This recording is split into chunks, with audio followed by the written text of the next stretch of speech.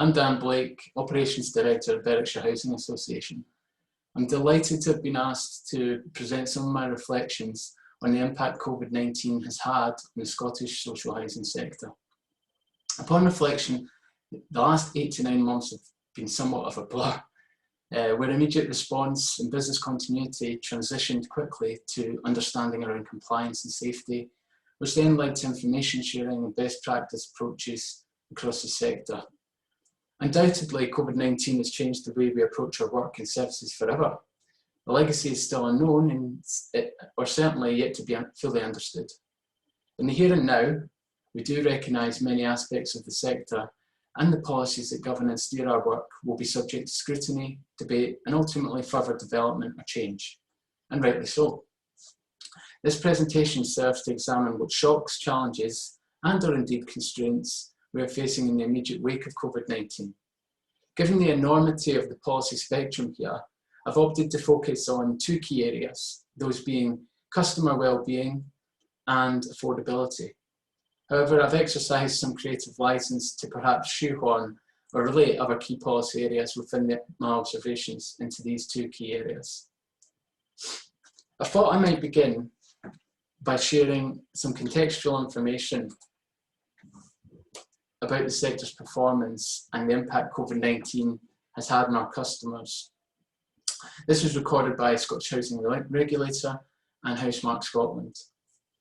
The housing sector arrears remain unimpacted, with moderate increases across RSLs and higher increases across local authorities. 40% of all allocations have been made to homeless people. However, the levels fluctuate dependent on local authority area.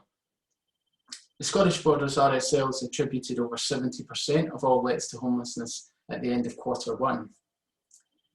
Owing to suspension of key services, primarily housing allocations, the sector is estimated to have incurred losses circa 31 million to empty or void homes. Temporary accommodation levels remain consistent with pre-pandemic levels. However, 350 homeless presentations across Scotland from April to present were not offered temporary accommodation. Despite Scottish Government extensions to court and litigious processes, over 3,200 notices were issued by both RSLs and local authorities, albeit majoritively from registered social landlords. In addition, almost 400 court actions have been instructed in this period.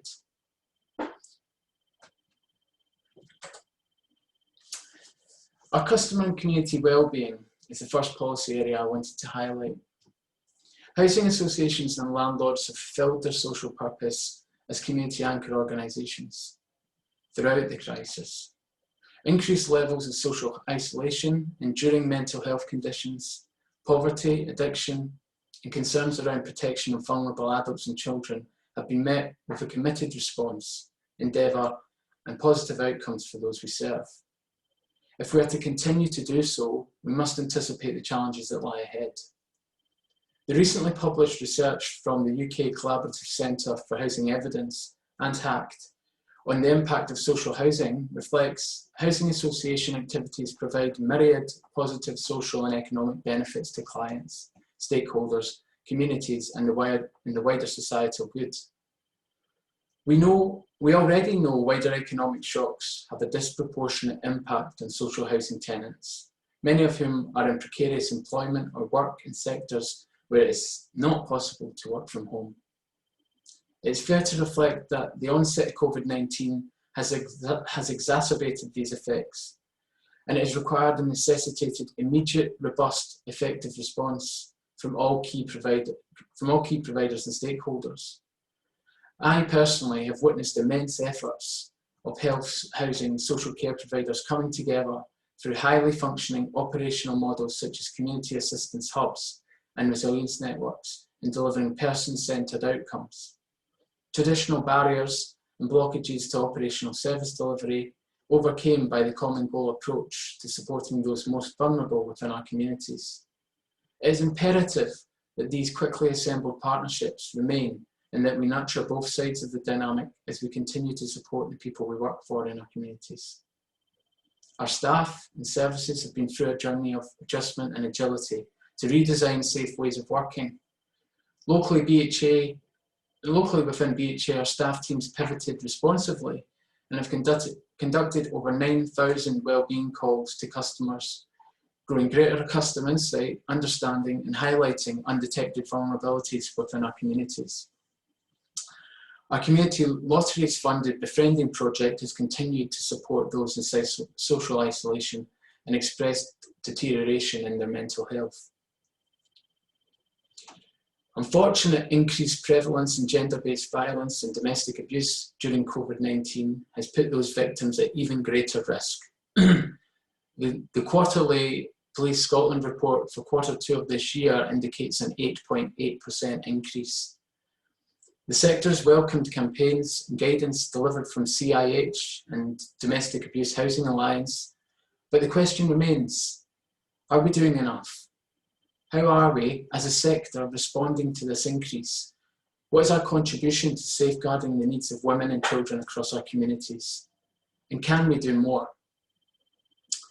Now more than ever, homelessness policy and the HARSAG-led greater emphasis on rapid rehousing transition plans is arguably the most critical agenda in our sector. The effects of homelessness are not underestimated, from the direct impact it has on individuals to the inordinate abortive costs on public services. Research indicating that 30 rough sleepers can cost as much as £600,000 in a 12-month period. Clearly, funding homelessness prevention would cost considerably less, and the growing impetus and recognition from health boards of their strategic involvement in HARSAG and RRTP agendas is truly welcomed by the sector. Through our wellbeing calls, digital inequalities have magnified the disconnectedness of some of those we serve. BHA, amongst many other RSLs, have been fortunate to have been entrusted with Scottish Government supporting communities funding, where we have supported a wide range of local third sector partnering organisations to reach our most vulnerable groups since July this year. Through consultation and support with Government Housing Association, Berwickshire Housing Association and partners have successfully launched the Let's Get Digital lending library, which has made 50 SIM-activated devices available to our wider communities, tackling social isolation and developing skills through our Digital Champions network. Early in lockdown, as we were required to withdraw physical customer-facing interactions, we, like many organisations, began to focus on the ways we could continue to involve customers in decision-making and influencing our services.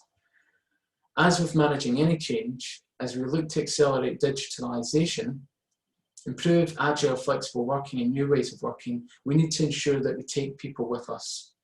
In order to do so, we need to carefully consider transition plans, including communication and engagement activity. Our online surveys have proved to be a successful source of inviting feedback. In addition, our move to monthly customer satisfaction collation has informed us at greater frequency how our customers are experiencing services. As we move forward, our customer forum will move to user acceptance testing of our newly designed online customer portal and allocation systems. The bridge between rich and poor continues to grow across our societies. The UK is the world's 5th largest economy. It contains many areas of immense wealth, and yet approximately 1 million Scottish families remain trapped in poverty. As housing providers, we are responsible advocates to ensuring this gap does not leave anyone behind. It is our duty to balance the aspirations of service development and growth with that of ensuring our rents and service charges and housing costs remain affordable. Reducing the burden of housing costs remain critical for those on uncertain, lower or modest incomes. Recent research conducted by the Resolution Foundation suggests that 25% of social renters have either lost their job or been furloughed. Compare that with 14% of mortgagors. In addition, around 13% of mortgagors who have applied for a mortgage holiday, almost all of which have been granted. The Joseph Rowntree Foundation report on poverty suggested that lower rents in the social rented sector and a higher proportion of social housing in Scotland reflected lower rates of poverty than that of the rest of the UK. And yet, we know of the continued scarcity in social housing provision. And we know of the challenges our customers are being forced to make on a daily basis around whether to heat or eat within their homes. As first through the door responders, our staff are all too often the early identifiers of extreme poverty and inequality in all its forms. Indeed, the Joseph Rowntree UK Poverty Report cited that 20% of Scotland's population and 24% of its children are living in relative poverty after housing costs. Research by Populus for CompareTheMarket.com found fuel poverty levels were being exacerbated by the current crisis, as those staying home every day will require greater use of domestic energy. Research actually projected 37% rises in energy bills due to increased demand, equating to approximately £32 per month on average. There are, of course, many, who will simply go without. Somewhat surprisingly, the Scottish Housing Regulator, Housemarque and SFHA research suggests modest increases in arrears levels following the coronavirus outbreak across the sector on average.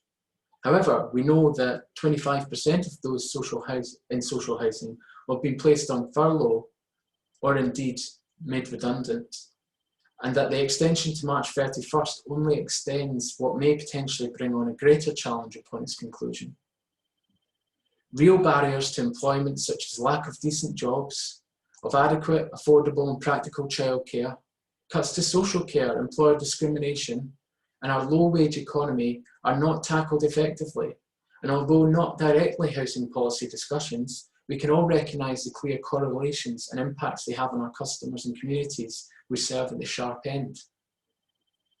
Increased demand for welfare advice has become particularly acute following coronavirus outbreak due to the increased numbers of claimants coupled with the difficulties in supporting tenants remotely, especially those who are new claimants or have limited IT proficiency. The number of individuals in receipt of universal credit has also more than doubled since the beginning of 2020, with over 210,000 new claims since April this year.